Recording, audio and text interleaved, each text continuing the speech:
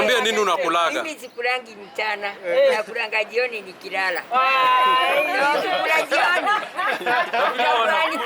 Wewe bana kula dawa au kula nini? Unatoka huko kukula saa hivi. Hapana, wacha kula mchana kula jioni. Ndio tasfini. Utakuwa poa. Lakini sitaki wasichana viti na wazee. Nataka mtafuta likaeni.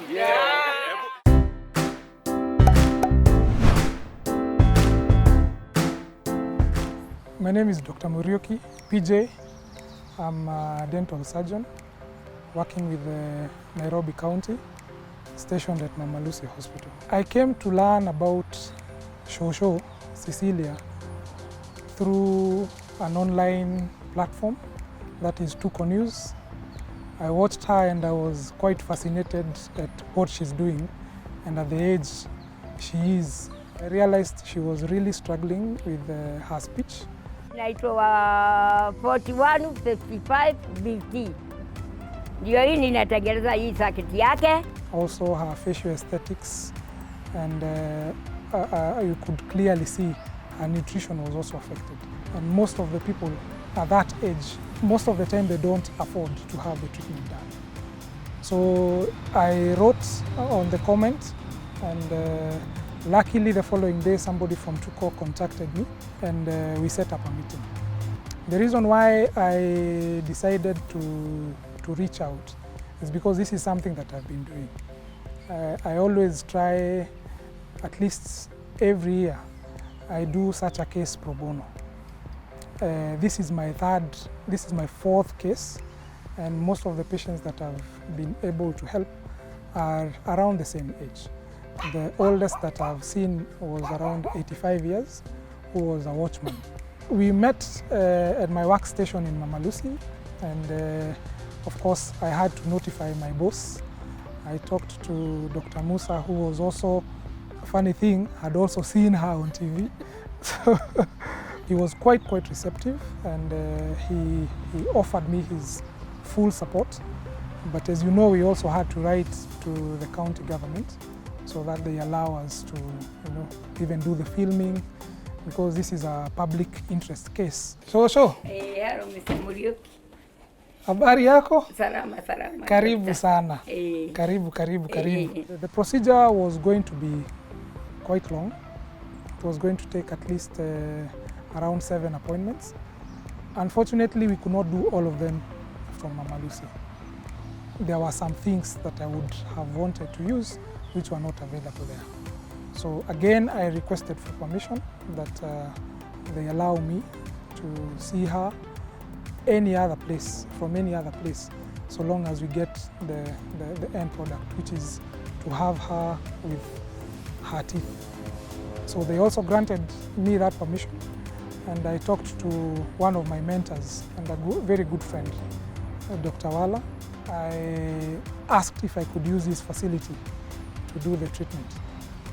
He was also receptive, and also had, again, seen Shosh on social media, and he was more than willing. He gave me his facility, and he told me I have his full support.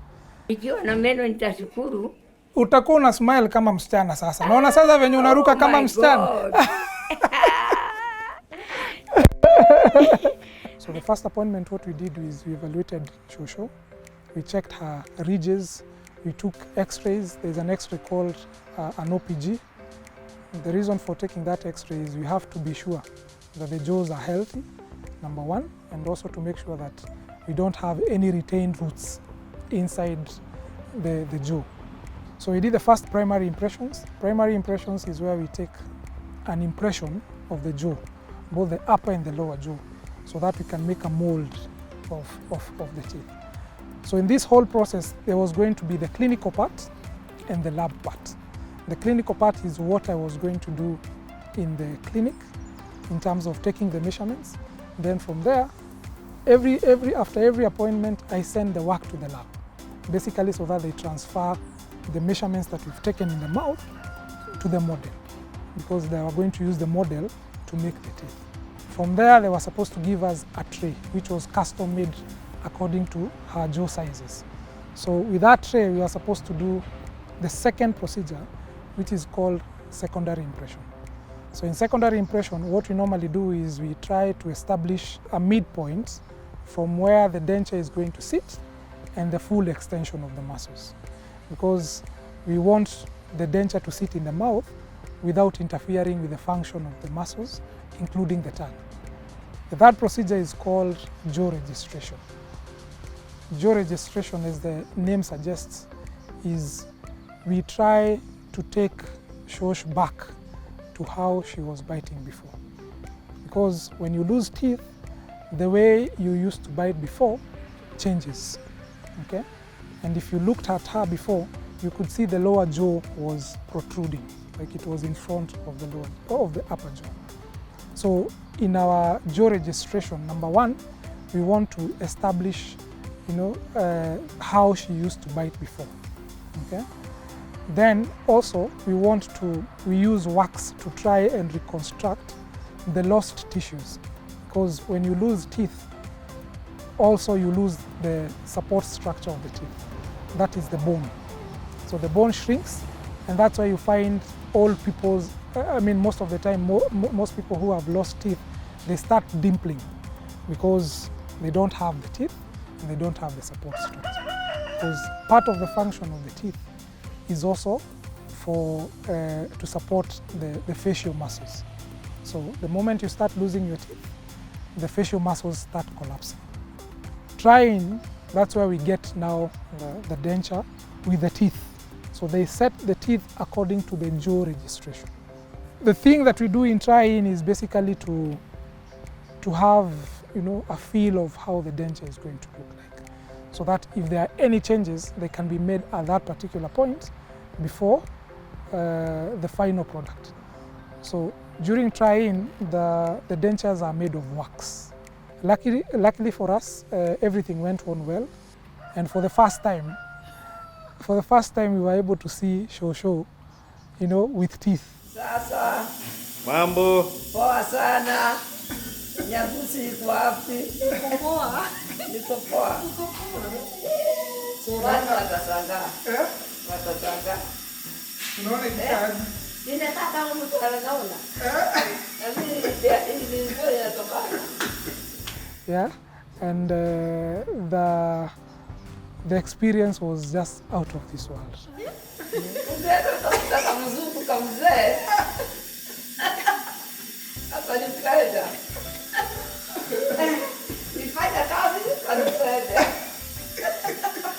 That is what we live for as dentists, because when you put back a smile, there is nothing, you can't equate that to anything.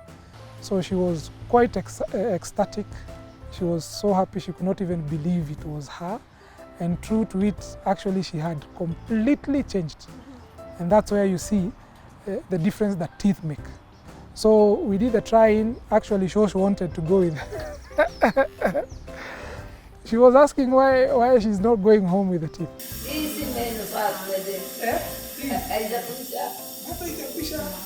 One more step. That's the one more step.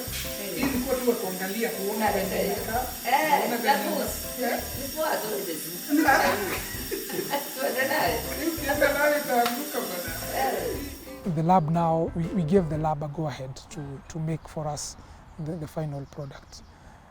The lab actually delivered, and they gave us, from the onset, I could tell it was a good job done. Because like I had said, even from our clinical assessment, because of her age and the time that she stayed without teeth, which she told me is around 15 years, the amount of resorption was quite a bit. Finally, when we put the dentures in, I was also, amazed. It came out more than I even expected. The retention was perfect. The labial fullness was, amazing.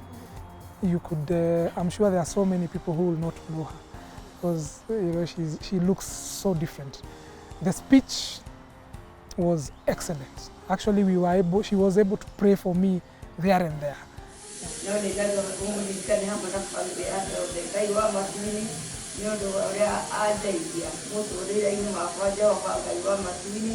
ikanara munekuya kana kulinajia kwamba hiyo wajire moto roweka wega no mwaka ukamuradima ukamusokereria mawega mazio kwamba hiyo mazime. And I was, you know, when I saw that, I was happy as a clinician because I knew I have, you know, we'll be able to overcome one of the issues that new denture wearers have, which is, you know, adapting to the dentures. It normally affects the speech. So I think also because she's very, very motivated, we expect her to get used to it quite fast.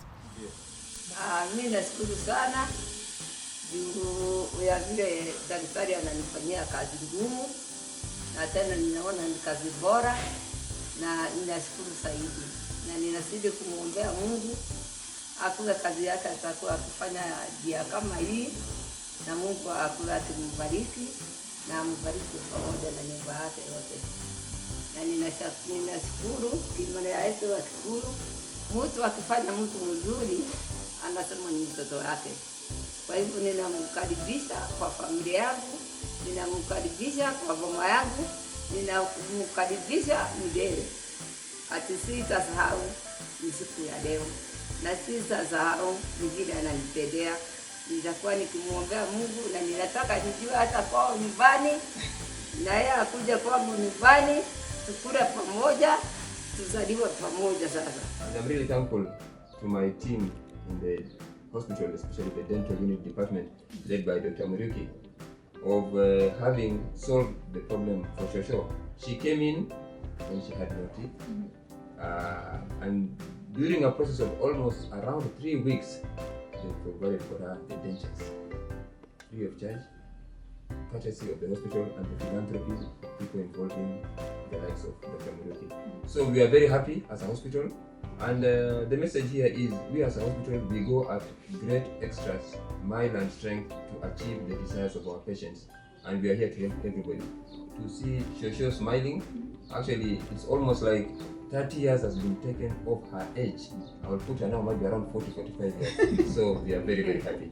Thank you very much. Thank you very much everybody who participated in this. I'm very happy. I'm quite excited as she is. I'm happy that God led me to take up this case because I believe there were so many other people that would have you know, benefited from the same. But you know, everything I always say has a reason. There's a reason why he brought us together with Shosho, and like she always tells me, I have a new Shosho now. So I'm her grandson. I'm happy. I think the relationship is going to go over and beyond, you know, the dentures, because you know, like I said, she's an easy goer. She's quite bubbly. She's a good person to be with. She has a lot of wisdom that you can be able to tap from her. So for me, this is not over yet. This is just the first phase of getting her to smile again, and I'm quite happy that we were able to do that. But definitely our journey with her has just begun.